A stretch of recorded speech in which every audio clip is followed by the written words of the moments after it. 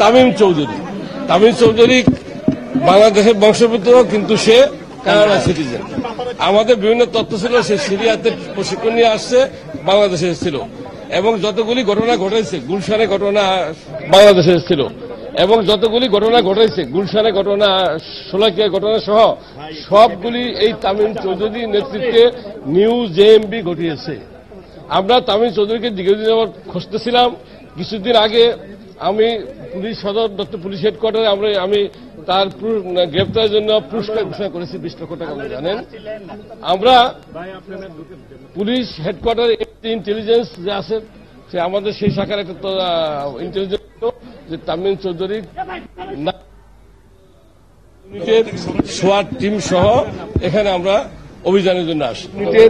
সোয়াট team সহ এখানে আমরা অভিযানের জন্য আসি। লোকাল পুলিশ, নারায়ণগঞ্জ জেলার পুলিশ, তখন সিটি ইউনিট, সোয়াট ইউনিট এই অপারেশন করে। আমরা অপারেশন আগে যার যা আমাদের প্রস্তুতি সব সম্পন্ন করি। মূল অপারেশন আমাদের 1 ঘন্টা হয়। 1 ঘন্টা পরে আমরা ভিতরে ঢুকি। ঢোকার পর দেখা গেল সেখানে 3 জন জঙ্গি নিহত হয়েছে। তার মধ্যে তামিম চৌধুরীর কাছে আমাদের যে ছবি আছে, ওই ছবির সাথে একজন নিহত ব্যক্তির ছবি হুবহু মিলে যাচ্ছে। এতে স্পষ্ট সেই তামিম চৌধুরী হবে। ওখানে আমরা দেখেছি জঙ্গিদের সাথে একজনের সাথে একটা AK-22 রাইফেল আছে একজন বডিতে ঝুলানো, আরেকজনের সাথে একটা পিস্তল আছে এবং 2-3টি লাইভ গ্রেনেড পড়ে আছে। কাজেই আমাদের বোম ডিস্ট্রিবিউশন ইউনিট কাজ করতেছে। এই এক্সপ্লোসিভ গুলি সরানোর পরে, পরিষ্কার করা, ক্লিন করার পরে তারপর আমরা প্রত্যেকটা নিহত ব্যক্তি যে জঙ্গি আছে তাদের ছবি আমরা পাবো এবং পরবর্তীতে আমাদের কার্যক্রম সেগুলি চলবে। কল্যাণপুরে আমরা দেখেছিলাম যে জঙ্গিরা ভিতর থেকে রেজিস্ট করেছিল, তো এখানেও কি রেজিস্ট করেছিল? এরা অবশ্যই রেজিস্ট করছে। আমরা অনেকক্ষণ কর্ডন করেছিলাম। আমি নির্দেশ দিয়েছিলাম যে ওদের সাথে কথা বলো, ওরা যদি সারেন্ডার করে তাহলে আমরা ওরা হাত উঁচু করে দরজা খুলে তারা বেরিয়ে আসুক। সেই সুযোগ তাদের দেওয়া হয়েছে, তারা সারেন্ডার করে নেই।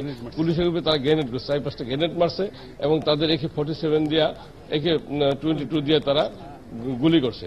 তখন পুলিশ বাধ্য হয়েই পুলিশও রিটার্নিয়েট করছে। আমাদের যে ছিল স্নাইপার ছিল, তারা পাশে বিল্ডিং থেকে স্নাইপার অবস্থা করছিল, তারা তখন গুলি করছে। পিছন দিয়ে আমাদের অভিযান চলছে। এই অভিযান নাম দিচ্ছি আমরা হিট স্ট্রং 27। Hit strong 27। আমরা তো ডেড বডি 3টা দেখতেছি, আর তো আর কেউ আমরা খালি নিশ্চিত হয়েছি যে এই জঙ্গি ছাড়া অন্য কেউ আছে কিনা, কোনো পুরুষ, কোনো মহিলা, কোনো বাচ্চা আছে কিনা।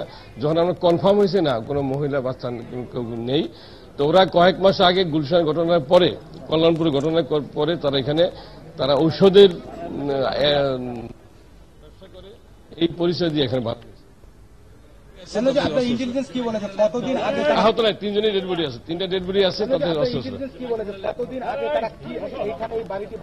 এটা এখন পর্যন্ত পুরোপুরি যেটা বলা হয়েছে ঈদের পরে আসছে। এখন 1 মাস, অনুমান 1 মাস হয়েছে।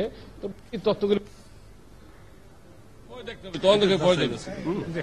বাড়ি এলে আমাদের সবাই থাকে। 3 জন মারা গেছে তদন্তকে অভিযান করছে পুলিশ, কাগুলি মারা যাবে আপনাকে অভিযান করছে পুলিশ, মারা যাবে আগে থেকে গুলি মারা গেছে এটি বলা এই ধরনের প্রশ্ন দরকার নেই। পুলিশ যেহেতু গুলি করছে। অনেক ধন্যবাদ আপনাদের কি তিনি জানালেন আমাদের কি